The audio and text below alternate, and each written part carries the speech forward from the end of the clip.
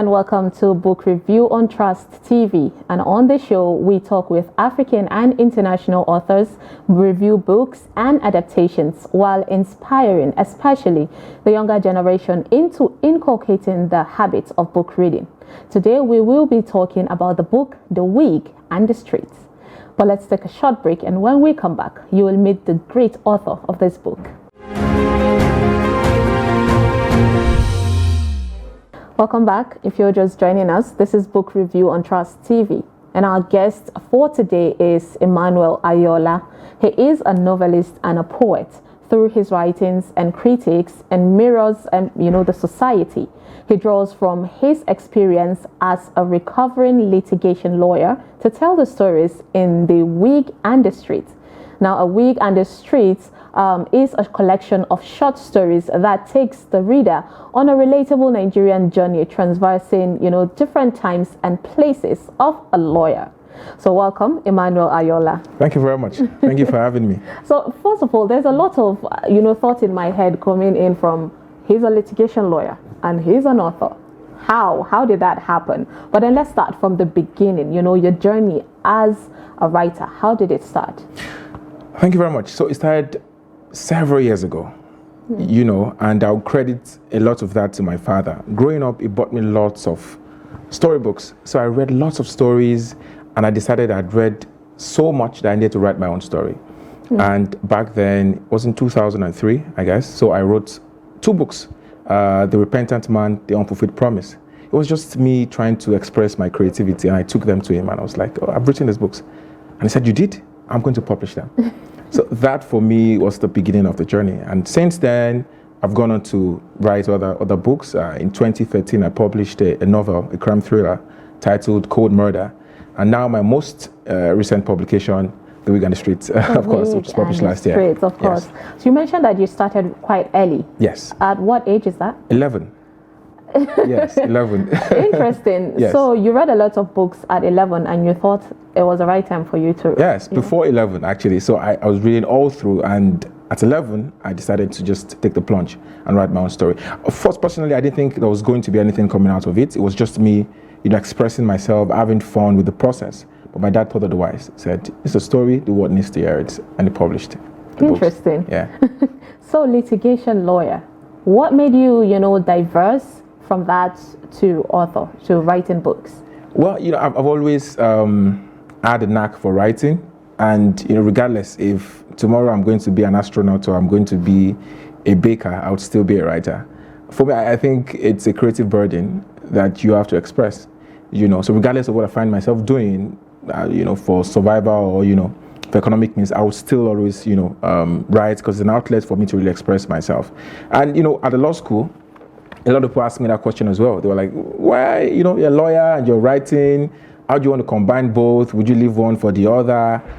And, I said to myself, life is short. Why not just have fun while you're here? So I believe I can do a lot of things. I can express myself in different ways. And particularly for this book, my experience being a lawyer influenced a lot of the writings, a lot of the stories.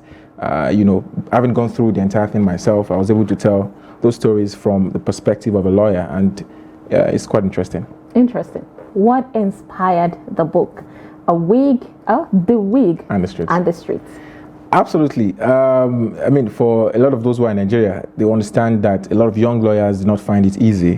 When it comes to welfare for young lawyers, it's not really where it's supposed to be. So having gone through it myself, by the way, I practiced as a litigation lawyer for 8 months, and I resigned and I went into other things. I went to everything. I saw how lawyers have to work, outside work hours. In fact, work hours were not even defined, You hear things like, we do not have a closing time, so you work till very late in the night. How they had no health insurance, how a lot of them were bullied. And I decided I was going to write about those things, having experienced some of those things myself. And I decided, okay, it's time to express myself through my heart. And at some point, I decided I also wanted to, involve other people. So beyond just writing as a form of outlet for me personally, I also wanted people to read my stories. and also engage with what I was willing to share. The stories came not as one story, which you could have easily draw, a story out, but you decided to make it in different parts. Why is that? Why that angle? Yes, because the decision to actually publish the story came much later. Like I said, it was just me at different points, trying to express myself. So I wrote these stories over a long period of time. So at that point when I was writing them, I really didn't, know that I was eventually going to publish them. So I was just writing as form of outlets, just expressing myself, expressing my thoughts, and also belong to a literary society, so we're encouraged to write and share our work. So I'll write and read some of those things. So after I had written quite a number, I decided, okay, now I have quite a collection. Why not just put everything together and have an anthology, a collection of short stories? Yeah. Interesting. So while, before we came here, you mentioned something about this book not only being a book, right, but, it's like a sort of like a campaign. Yes. Tell us, walk us through, how this book inspired you into, making other changes in the world. Yes, thank you very much. For me, I strongly believe that art should not just be for art's sake. Even when I do my spoken word poetry, it's really about, I'm very conscious, about the content I write. It's really about social issues and all of that. And I believe that art can be the beginning of ensuring that we drive the changes we want to see in the world that we live in.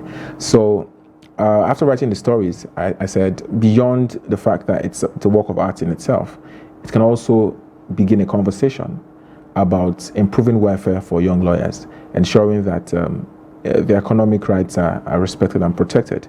So I decided that this was going to be the beginning, but was not going to be the end. So I started a campaign with the book itself, still the same title, thewigandthestreets.com, encouraging lawyers and non-lawyers as well, to go on that website, sign a petition asking the Nigerian Bar Association to ensure that they prescribe minimum standards for lawyers' welfare and remuneration, to ensure that, it's ironic, if you're a lawyer, you're supposed to know your rights. It's unfortunate if your own rights, are now being violated when we talk about labor rights, So beyond the book, we took it a step further to ensure that there was a campaign. And of course, we had a symposium last year where we engaged the leadership of the NBA. The second vice president of the Nigerian Bar Association was there.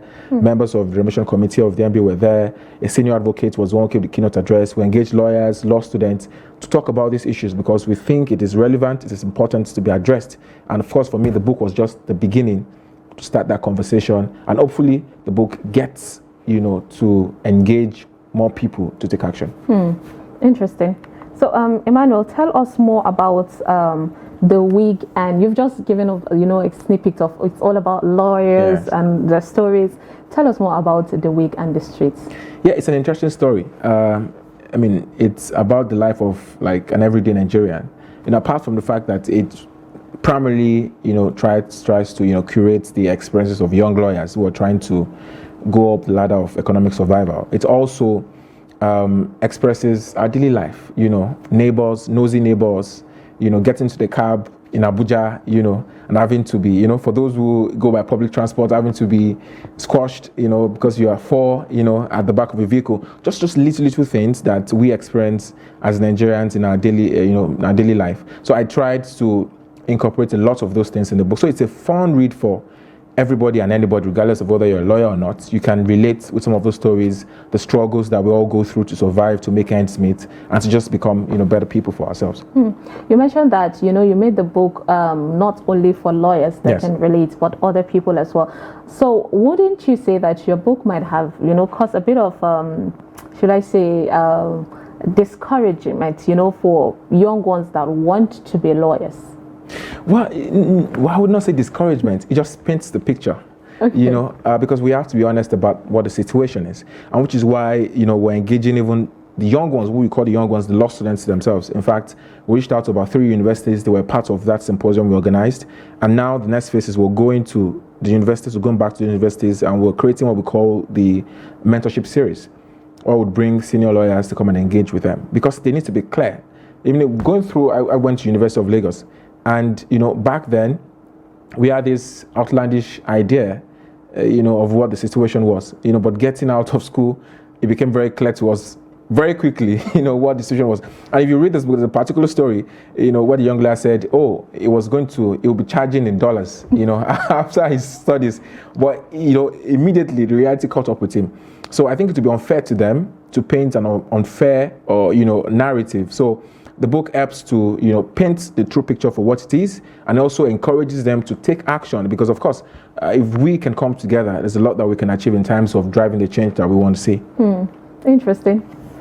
So let's talk about, the drastic, should I say, the value behind, your thoughts when you pick up this book. What do you want your readers to learn at the end of it? I know you mentioned that you want them to know what is going on and all that, but there might be at least a good side to it where someone will pick up a book, read, and be like, okay, I learned this thing. What is that value you want your viewers or your readers rather to take home from this book? There's a lot, there's something for everybody, right? Some people pick books and they just want to, enjoy themselves. They want to have a great time. If you're the kind of person, you would, get to learn something. And if you're someone who is socially conscious, who wants to take action, wants to change the world, this book can spur you into taking action, which is why, of course, we've included the website as well, where people can go on and sign the petition. They can become part of like a greater change that we want to see. So I think it caters to all needs, or that readers may want to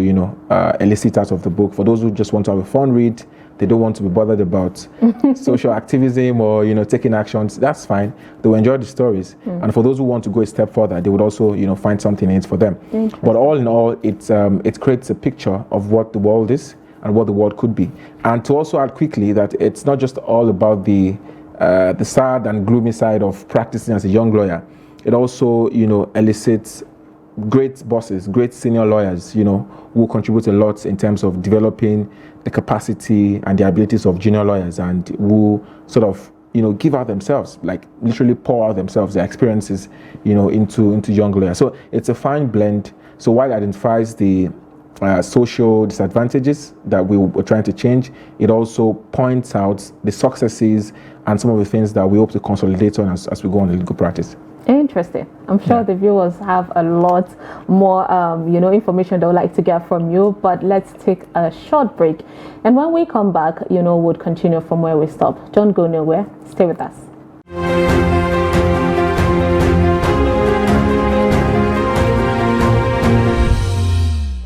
Welcome back. If you're just joining us, this is Book Review on Trust TV. And before we went on a break, we were talking with our guest of, for today, who is Mr. Emmanuel Ayola. So, Emmanuel, you mentioned that you started a campaign and a petition, about the value of the Nigerian lawyers. So how has it gone so far? Has it yielded any positive results? Yeah, absolutely. The reception has been quite exciting. And because, of course, it's a real issue that a lot of young lawyers have to grapple with. And interestingly, even law students are catching on, right? Because they can see that this is the immediate future for them if nothing is done about it. So at the moment, people are signing the petitions already. It's on www.thewigandthestreet.com. Okay. And interestingly, also, the NBA is receptive. Of course, they should be. We're lawyers, so should be able to listen to one another. So they're quite receptive as well. And they have a remuneration committee that is sitting to, make recommendations. In fact, there was a report that was released. We're just asking them to implement, the findings of that recommendations in that report. So on all fours, people are, listening, excited about it, and hopefully the Wig and the Streets would be the beginning, and get us to where we want to be. Of course, that's really interesting. So, in your book, you mentioned that it has a lot to do with things that have been happening. Yeah. So, which part of it would you say that happened to you directly, apart from happening to other lawyers that you've seen? Which one should be yours? That when your reader picks up the book, they'll be like, "Oh, the author actually experienced this firsthand." Yes. So, have you, is there a story like that there? Oh yeah, there is. I would, this is a question that a lawyer does not want to be asked. Not this question particularly, but the question I'm going to talk about now. Okay. So when a judge asks, tells you, requires of you and says, when were you called to the bar? A judge asking you that. It means that your outing in court that day has been so deplorable that the judge wants to see whether can cut you some slack to say, oh, okay, you're a new wig, right? So it happened to me. I'm not proud of this, but of course, it was during those allowable, periods of time when you're just starting learning the ropes. I was appearing for someone, so it wasn't my law firm. So I was appearing for like a colleague who wanted me to go to appear for them, and it was that same day that he gave me the case file and everything. I had a knack for that because I felt like I could do a lot of things. So a lot of times people call me on that same day or a day before. They want something done in court. I'll just go through the case files, just brief me, and I'll go there and do my stuff. So that day, I was just out of luck, and particularly because the judge was also very difficult. So at some point, because I was now sweating, I was trying to put myself together because apparently I had not done his own homework very well. So there were some documents that were missing and all of that. So looked at me and said, "Young man, when were you called to the bar?" I was like, oh no, this is not good. But it was just one of those things. Yeah. Okay, really interesting. Now you've got me curious, to go pick this book and read more on it. Okay, so tell us, what has been your journey around, people around you about reading? Because the aim of our program, is for us to, like I said, inculcate the habit of book reading. Yes. And the youths nowadays are more into phones than picking a book from a shelf to read. Yes. So what's your thought on that? Yeah, I totally agree that the reading culture is gradually dying, and with the advent of short content, so people now have very little tolerance for longer contents like books.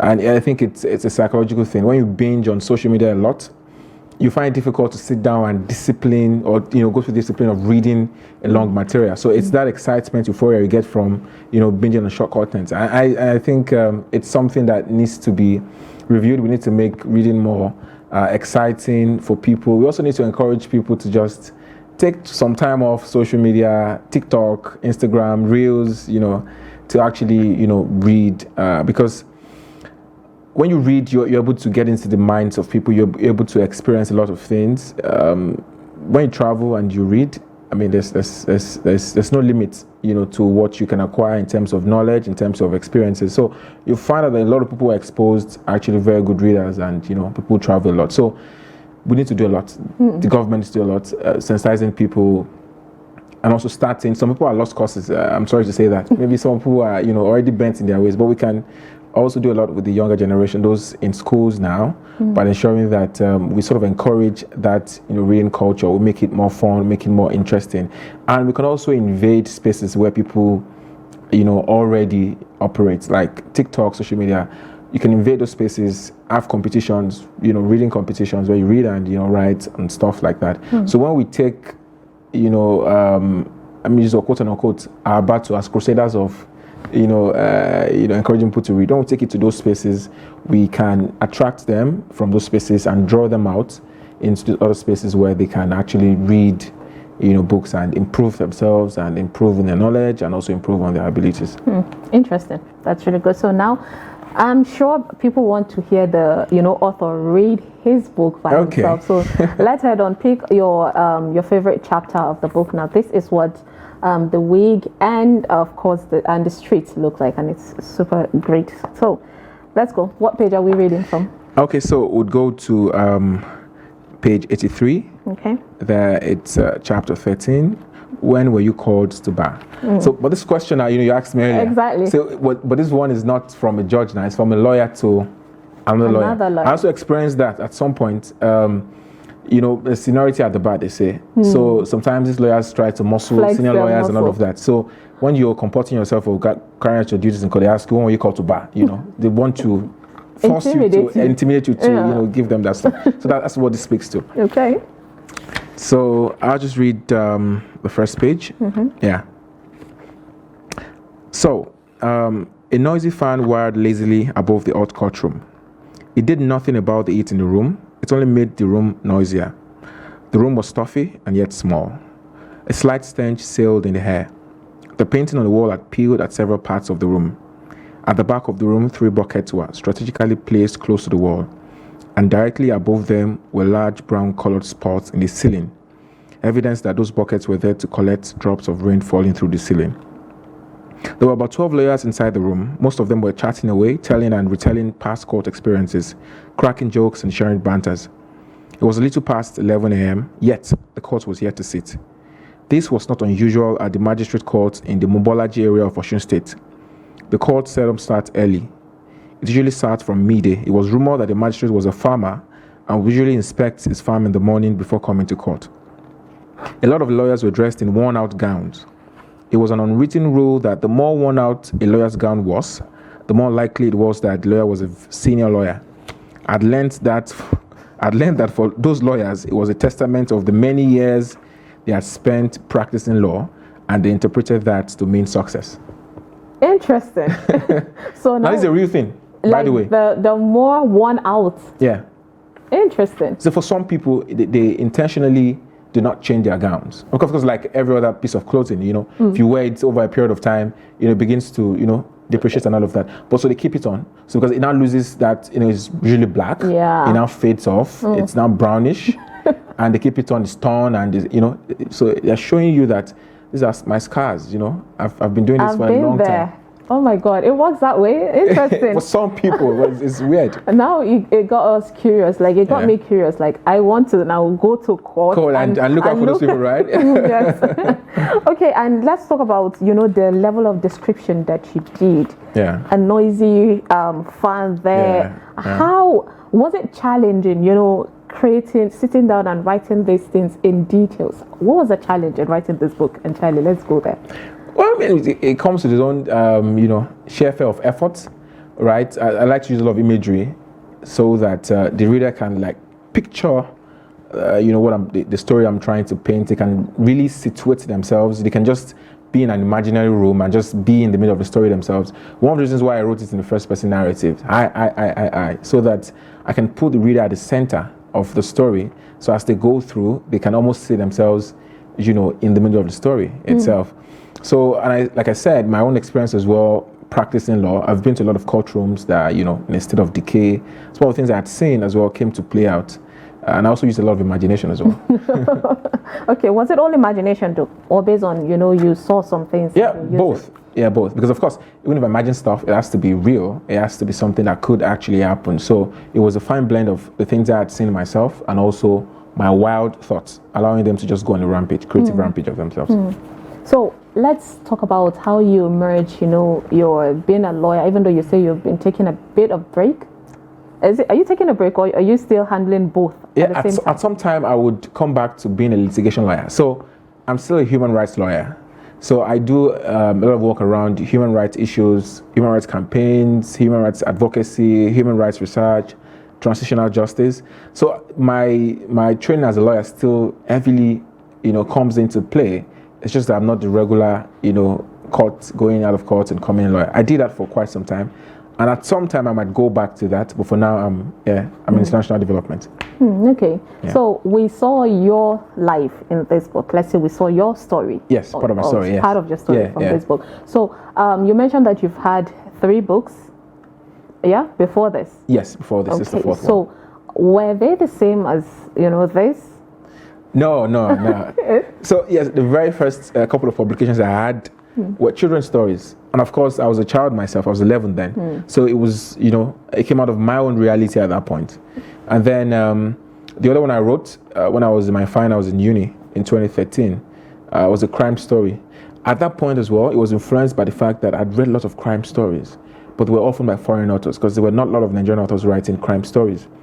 I'm like, crimes happen here too, all right? We could write something creative, about crimes happening in Nigeria and also situate it and also, paint a picture of how these issues are resolved, both by the criminal justice system, police officers, and, how everything plays out. So I decided to write a crime story titled Cold Murder. It was about, a serial killer who was on a rampage, killing, teenage girls in a particular area. The story was set in Lagos. And how he was apprehended at in the end, and what the officers had to do, and how they got their own fair share of pushback as well. So for me, it was a way of doing what I call the impossible, what I had not seen at that time, like crime stories set in Nigeria. So I decided to write that. This one, by the way, is an offshoot of my activism. What had happened? Exactly, and what I had seen. Yeah, I wanted to ask, is it like a fiction or is it real? Was it a real story that you used for the, is it crime case? The crime story, okay. No, it was fiction. Okay. It was fiction. Interestingly, there were two different collections. I was writing two different books at the time. So I decided that there was a way I could merge the stories together. So I sat down and I pieced everything together and it became one long story. Yeah. Interesting. So now we're expecting, different kind of genre of books from you. It's not about lawyers. You just exactly. decided So I like to test the range, So I could write a collection of stories today about children. I could write a crime story tomorrow. I could write science fiction next tomorrow. I like to test, the limits, what, I'm able to do. And I also do poetry as well. I do page poetry and I also do performance poetry. So I'm just trying to explore, and try my hands on a bit of things. Okay. So let's go with, the value when it comes to monetary value of, writing a book. Yeah. How, fulfilling has it been? Well, in my own experience, when you see some people abroad and they say, "What do you do?" I'm a writer. That's all I do.